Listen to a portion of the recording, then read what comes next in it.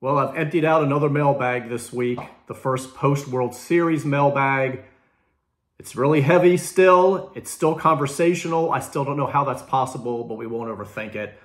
One of the more popular questions I've received is, will the Orioles pick up the $11 million option on Jordan Lyles' contract? Will they give him the $1 million buyout and let him become a free agent again? And I'm here to tell you, at this date, at this time, I know nothing more than I knew before. I don't know whether they're going to do that. I've predicted that I think they will. I'm just playing a hunch. That's no inside information at all whatsoever. I know they value his leadership, his presence in that clubhouse. You've heard all the stories about how the young pitchers feel about him. But it's also about those 13 quality starts he gave the Orioles. I mean, I think that's really what they liked. As much as they like the leadership, if you're not really productive, maybe it's not worth $11 million. You can find a cheaper leader maybe. But 13 quality starts, not bad at all. And keep in mind, he was slow played in April like every other starter in baseball. After that shortened spring training, he didn't get to make his final start of the season on the last day. It was shut down, so maybe it would have been more than 13.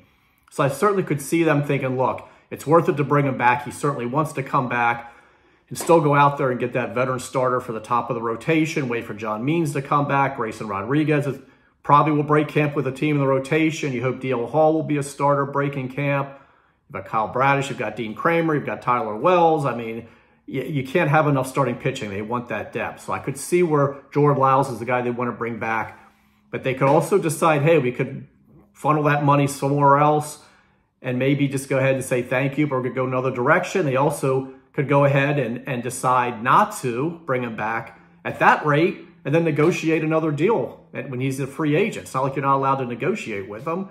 So they could do something like that. And of course, we saw what happened with Jose Iglesias, where you pick up the option and then you trade him. So there's a lot of different directions they could go. The one thing I'm positive about is they've got to figure this out by Thursday. So that's one of the more interesting decisions this club is going to make during the offseason, is what to do with Jordan Lyles. And again, I know if you put it up for a vote in that clubhouse, they want him back. But there are other factors to consider.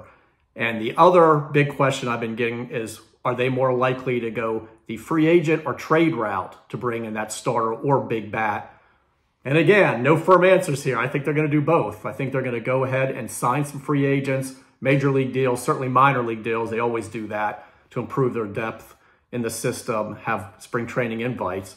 And I think they're still going to really explore the trade market as well. And they have indicated, Mike Elias said, that they're now more equipped to go ahead and bring in that bigger contract, inherit one. I remember the Astros did that a few times as well. It wasn't just about drafting and developing.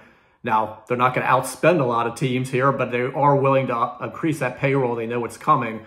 So they could go ahead and inherit some bigger contracts. I think they're going to go both routes there, free agency and the trade market, to make those upgrades.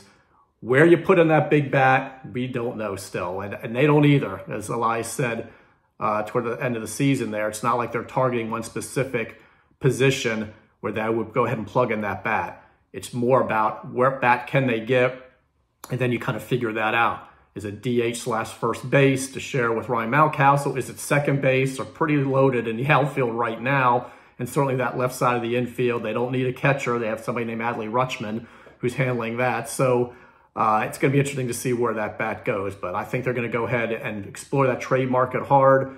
And they're going to also go ahead and look at the free agent market and see what kind of deals they could strike there as well. Going to be one of the more interesting off seasons we've seen around here in a very long time.